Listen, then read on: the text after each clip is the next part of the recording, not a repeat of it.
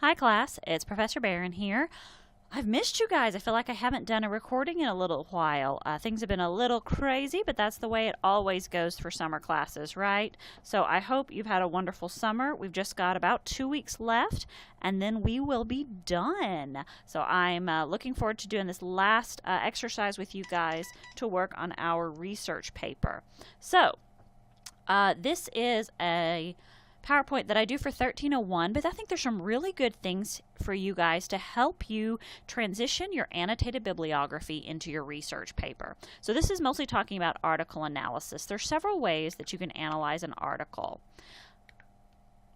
So one of the things that we talk about is a T-chart. And a T-chart is simply this here on the screen with a cross piece and a down piece. And here on the left-hand side, we usually like to put quotes or paraphrases. Now, you've probably used a T-chart for a lot of different things. You could use it for pros and cons, cause and effect. And if you're doing a cause and effect argument, that would be an awesome way to use the T-chart. We're going to use it to help us connect our data to our analysis. So on the left side, we'll do quotes and paraphrases. On the right side, we'll do analyses. So one of the problems that students fall into is that they either do all analysis, it's the entire paper of them standing on their soapbox preaching to everyone about what they believe, but we don't trust them because they've not built themselves up as an authority. The other problem students have is they use all these quotes and all these paraphrases and all these summaries, and they tell you everything that everyone else says, but they don't have anything to add to the conversation, nor do they try to consolidate the information and try to connect the information together. So I hope that you will find some sort of balance in between. So one way to do that with the T-chart is to put any data that you want to use on the left-hand side. So basically, if you did your annotated bibliographies correctly, you could put your entire annotated bibliography on the left side. And on the right side is the analysis. What does this mean? Who cares? Why does this matter? How does this support your thesis? Da, da, da, da. A good rule of thumb is for every 1 word or line of source material, you're going to do 2 words or lines of analysis. Okay. Real story, realistic, you're probably not going to have that. That's a great rule of thumb, but for a paper like this that's strictly a argumentative research paper, you're going to do a lot of connecting your sources, but the ideas that you're going to have are probably not inventions that are completely your own analysis. So as long as you're getting some analysis in with your quotes and paraphrases, I think you're fine. So even if it's just one-to-one, a quote, a sentence that's a quote, and then a sentence or 2 of analysis, and then you do these 2 quotes and then 1 sentence of analysis, you'll come out all right in the end. So just really pay attention to how much analysis and how much quoting, paraphrasing you're doing. And don't forget, every time you use any information that does not come from you, what do? Cite it. Right. Good job. Okay, annotations. Oh, wait a minute. We just wrote annotations for our annotated bibliography. Isn't that awesome?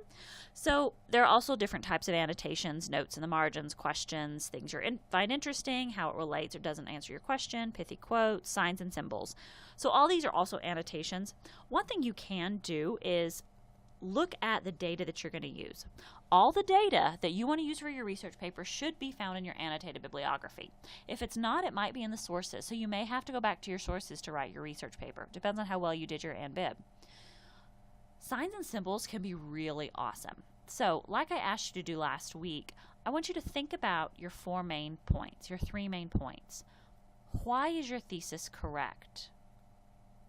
Why is your proposal the right thing to do?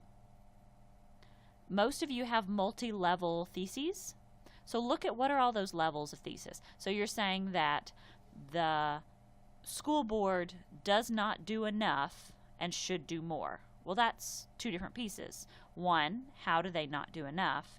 What are they doing right now? And then, how is that not enough? What should they be doing, and how will that fix the problem? So there's 4 right there.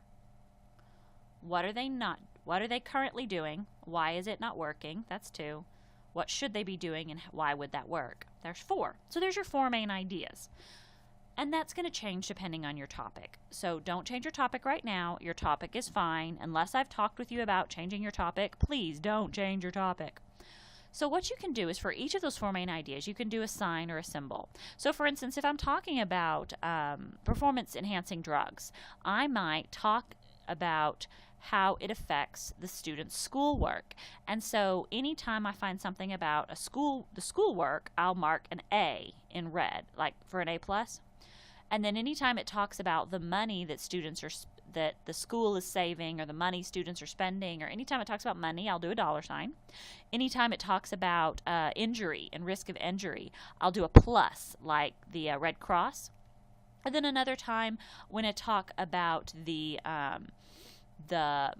how the school is bringing in new students and the school is benefiting from having better athletes, quote unquote, I'll put a bell, like a school bell, next to it. So I'll go through every single one of my 6 sources and I'll use those same 4 or 5 symbols. Okay? Now that I have the symbols on all those pages, I'm going to go back to my research paper and start organizing by paragraph. So anytime I see a school bell, I'm going to write that information down in the same paragraph. Now I want to write a paragraph on the athlete's injuries. Every time I see that plus sign, I'm going to add that to that paragraph. And so this way, you're just flipping through looking for your own annotations instead of trying to reread documents over and over and over again. So you do your annotations first, and you organize that pretty much by paragraph or by section. So when you go sit down to write your essay, you already know the structure of your essay. So that's one way annotations can help you. Color coding sources.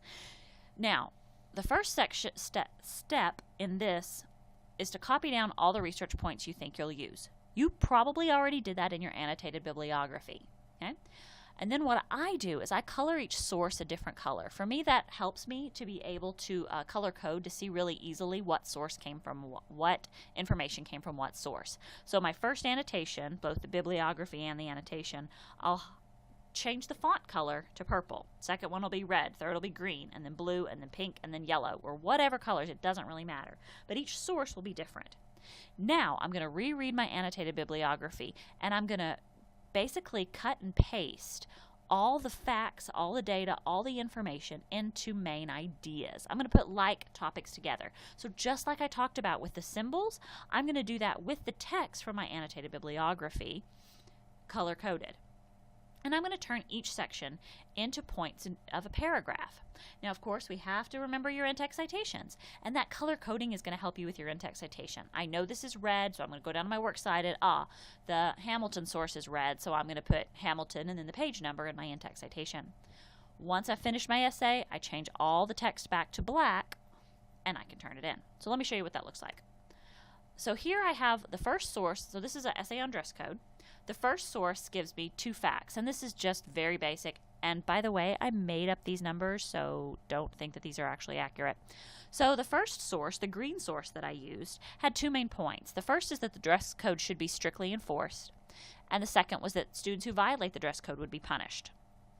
The second source is purple. Dress code hinders our First Amendment rights and allows for expression. I'm reading down the left-hand side right now. The second source is red, with 6% of schools having no dress code, and the stricter the dress code, the more violence the school has. And the last source is blue. Dress codes allow students to feel independent, and dress codes help with identity. Now look on the right-hand side of this screen. You'll notice that I have those orange lines.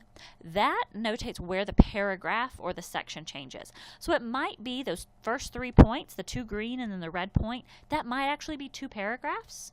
But it's all in the same section. Now, we're not using section headers. This is only like an 8-page paper. Not that big a deal. You don't need section headers, but think of it that way. So the first section is going to be using the green source and the red source. We want your paragraphs to be multicolored. We want lots of different color. We want to know that this is a very strong argument because lots of different sources support this argument. So each section, so each main topic needs to have multiple sources in it. So you'll notice in the first one it's the green and red. Now, this is the only time I use the green source. That's totally okay. but the red is sprinkled throughout. It's also in the second section. The dress code hinders our First Amendment rights from the purple source, and 6% of schools have no dress code from the red source. So if you'll notice, the first paragraph, the first section talks about rules and regulations. The second looks at rights and what is out there and what people are doing with a dress code. The last section talks about expression and identity. So I use the entire blue source because the blue source is a smaller source. It's all in one paragraph, but I have that paragraph includes information from the purple source. So we want to vary those colors up. And now when I'm reading through my paper, I can see I don't have huge chunks of one color for ages and then a couple of other colors sprinkled throughout. You want it to be lots of different colors all throughout your whole paper, and that'll help you find a more even spread of your sources and to make sure that you use each source multiple times and use all the information from your sources. Okay? So once you can do that. If that helps you, phenomenal. And you can use this for any paper. I've used this for lots of papers that I personally have written, and I find it helped me well. It's very visual. Another thing you could also add is the rhetorical situation. If you get to the end and you realize, I'm not really supporting my argument very well, I'm having issues with making people believe that I'm an expert because I spend a long time talking about my own ideas, you can look at the rhetorical situation. You can look at the purpose of your research for you, the purpose of your research for the community, and also the purpose of your sources. Why did that author write that source? And the same thing with your audience and his audience. Genre, stance, probably won't use media or design, but that is an element of the rhetorical situation. Then you can also look at the author information. Who are your sources? What do you know about them? And does that matter? If this person's just a blogger and you want to discredit them, then say, this person's just a blogger. He's not an expert. And now you've discredited him. But if this is your main witness and this is the most important source you have, and this is just a blogger giving his personal information, that's probably not something you want to brag about. So relevance of publication date, external factors, and then also relevance of the articles. So what? Why is each of these things important? That so what factor is really important. Okay, so now that you've got your good annotated bibliography, you should be able to restructure that so that you can create an effective final research paper. What I do not want you to do is sit down at the computer, take out all your source information, put it at the end, and turn it in. That is not an effective research paper. Your research paper needs to be organized by idea or topic, not by source. So that's kind of a cop-out, and that's not the point. So I really want you to think about what are your 3 main ideas that prove your thesis is correct. Now, if nothing proves your thesis is correct, and your thesis cannot be proven to be correct or incorrect, then you need to work on your thesis a little bit more, because that means you probably don't have an argument. So really think about that. And again, if you ever have questions, I am available to talk to you. We can do private tutoring sessions. I have given my students my cell phone information. I've set appointments. The Spring Creek campus is the most convenient for me, but I can also meet at other campuses. We're getting to the end here, and I really want to make sure that everyone that wants to pass this class has the opportunity to do so. So keep up the great work. I'm so proud of the work you've all done. I am filming this on Friday the 28th, and I will be working on all your grading this weekend. If you haven't noticed, I did get your peer reviews and your final exams fixed.